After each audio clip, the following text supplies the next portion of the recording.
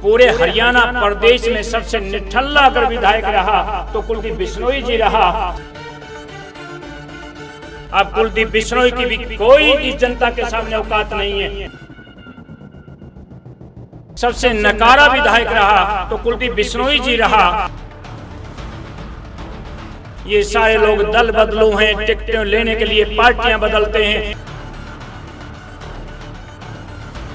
नमस्कार, मैं हूं अंकिता सिंह और आप देख रहे हैं सिटी बिग न्यूज। भाई फिलहाल आदमपुर में मौजूद हूं। आप सोच रहे होंगे कि भाई इतना लेट और आदमपुर के अंदर, तो पहले एक ये नाम पढ़ लीजिए, जनता कल्याण मोर्चा। शायद आदमपुर में इससे पहले इस चीज़ का नाम आपने ना सुना हो। जी हाँ, आज तारीख 14 है और आज जो है नामांकन का आखिरी दिन था।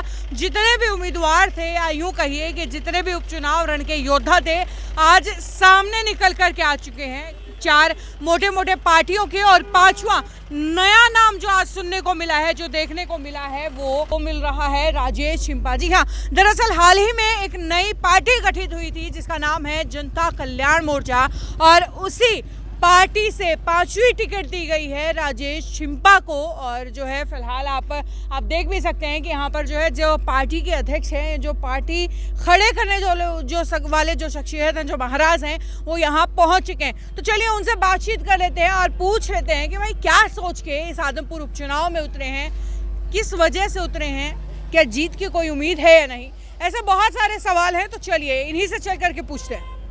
उम्मीद भी जनता से ही की है। बाकी सारे चुनाव लड़ने वाले तो पार्टियों से उम्मीद कर रहे हैं, अपने नेताओं से उम्मीद कर रहे हैं और पार्टियां बदलकर टिकट पर उम्मीद कर रहे हैं। लेकिन हमारी तो सारी उम्मीद जनता के ऊपर है, आदमपुर के ऊपर है। और रही बात साथ जनता की, तो आप रिकॉर्ड करें तो जहां तक नज़र डालें, हमारे लोग थे कोर्ट में, किसी पार्टी का कोई कार्यकर्ता आज नहीं था। पूरे कोर्ट में जनता कल्याण मोर्चा के ही कार्यकर्ता थे और हमें पूरी उम्मीद आदमपुर की जनता से है, जो अपने बीच में रहने वाले अपने बेटे, एक गरीब घर के सेवक बेटे राजेश छिंपा को, राजेश सिसवाल को अवश्य जिताकर भेजेंगे और सारे अहंकारी लोगों का मुंह मोड़ने का काम करेंगे। हमें ये पूरी उम्मीद है। इस चुनाव के मुद्दे क्या क्या रहने वाले हैं आपकी पार्टी के? बेटा, सारे वो मुद्दे हैं जो किसी भी पार्टी ने, और किसी पार्टी का नाम भी मैं क्या लूं यहाँ, तो इसलिए मैं केवल एक ही नाम ले रहा हूं। कुलदीप बिश्नोई आदमपुर का विधायक रहा है, बहुत लंबे समय से रहा है। चौधरी भजन लाल जी यहाँ से एमएलए होते थे, वो हरियाणा प्रदेश को सरकार देते थे और आदमपुर को बहुत ऊंचे लेवल पर चमकाते थे। लेकिन उनके जाने के बाद एक कुलदीप बिश्नोई जी ने पूरे हरियाणा प्रदेश में सबसे निठल्ला अगर विधायक रहा तो कुलदीप बिश्नोई जी रहा, सबसे नकारा विधायक रहा तो कुलदीप बिश्नोई जी रहा, और पूरे हरियाणा प्रदेश में जनता से सबसे ज़्यादा कम जो मिलने वाला विधायक रहा तो कुलदीप बिश्नोई रहा। इसलिए बेटा, यहाँ तो आप रोड पर जाएंगे तो गड्ढे बहुत हैं, सीवरेज नहीं है, चारों तरफ से लोग परेशान त्रस्त हैं। अगर अभी बारिश आ जाए तो कल पता चल जाए कि आदमपुर का विकास कितना हुआ है। इसलिए बेटा, शिक्षा, स्वास्थ्य, रोजगार और सुरक्षा, ये चारों बातें हम लेकर चल रहे हैं और जनता से पुरजोर अपील कर रहे हैं कि आप ध्यान देना, विचार करना, परखना। ये सारे लोग दल बदलू हैं, टिकटें लेने के लिए पार्टियां बदलते हैं। आपके बीच में आपका बेटा है, आपके बीच में रहेगा, कहीं नहीं जाने वाला है, आपका सेवक है। पढ़ना, गुणना, चातुर्य, ये तो बात सुगम, आधीनी, सेवा करना, संग में रहना, आपका अपना बन के रहना, ये बात है अगम। इसलिए हमें पूरा विश्वास और भरोसा है कि आदमपुर की जनता इनको जिता कर भेजेगी।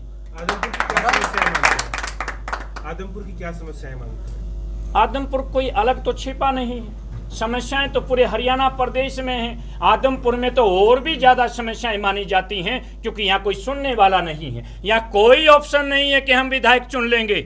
यहाँ पर कोई ऐसी बात नहीं है। लोकतंत्र को यहाँ पर पंगु बनाया गया है। आदमपुर के अंदर लोकतंत्र की हत्या करी गई है। यहाँ तो कोई ऑप्शन ही नहीं बताया जा रहा। हमारे को सारे मीडिया वाले टोकते हैं, सब लोग कहते हैं यहाँ तो केवल आदमपुर तो उनका गढ़ है। क्यों भाई? केवल कुलदीप बिश्नोई ही जीतेगा? क्यों भाई? किस लिए? ऐसा माहौल बना गया है, ऐसा सिस्टम जमाया गया है कि केवल ये परिवार इसके अंदर रहेगा। लेकिन अब ऐसा नहीं होगा। ये बार बार नहीं होगा, दोबारा से नहीं होगा। अब सारे गढ़ तोड़े जा रहे हैं। अब यहाँ आदमपुर का गढ़ भी टूटेगा, बड़े बड़े किले ढह गए हैं। अब कुलदीप बिश्नोई की भी कोई इस जनता के सामने औकात नहीं है। आदमपुर की जनता अब समझदार होगी है, जानती है, पहचानती है। इसलिए सारे लोग मिलकर अपने बीच में रहने वाले बेटे को, भाई को, परिवार के व्यक्ति को जिता कर भेजेंगे, ये हमारा विश्वास है। महाराज वो बात बताइए, जैसी काम करने की बातें तो सभी पार्टियां करती है, लेकिन एक महाराज को अपना डेरा छोड़ के आदमपुर के चुनाव में उतरना पड़ा, उसकी पीछे की जो मेन वजह है वो बताइए आप। आदमपुर के अंदर ये बात चलती आ रही है।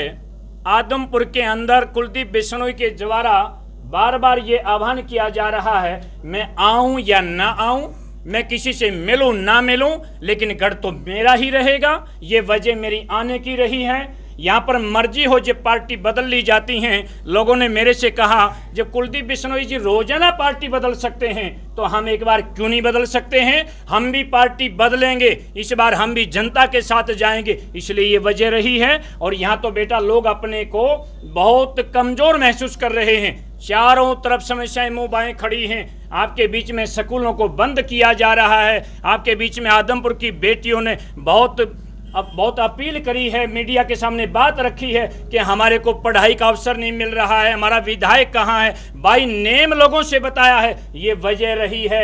लोगों का हौसला बढ़ाने के लिए, रास्ता दिखाने के लिए, आदमपुर को परिवारवाद के चुगल से छुड़ाने के लिए हम यहाँ पर आए हैं। ये सारी हमारी वजह रही है यहाँ पर आने की। मतलब विधायक आपका बना तो आपके द्वारा एक मुख्य कार्य क्या करवाया जाएगा सबसे पहले जो जनता की डिमांड? आप क्या एक कार्य की बात कर रहे हैं?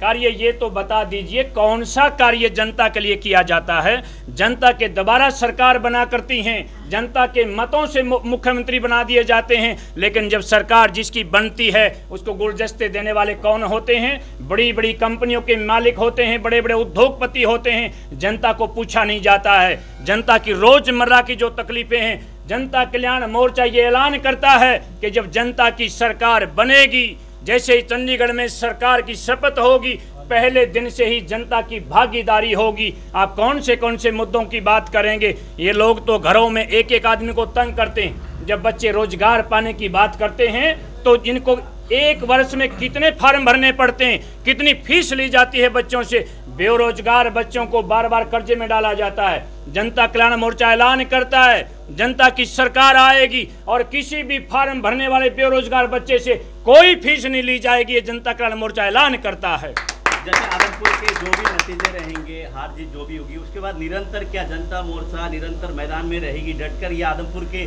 चुनाव तक सीमित है? जनता कल्याण मोर्चे का ये संकल्प है।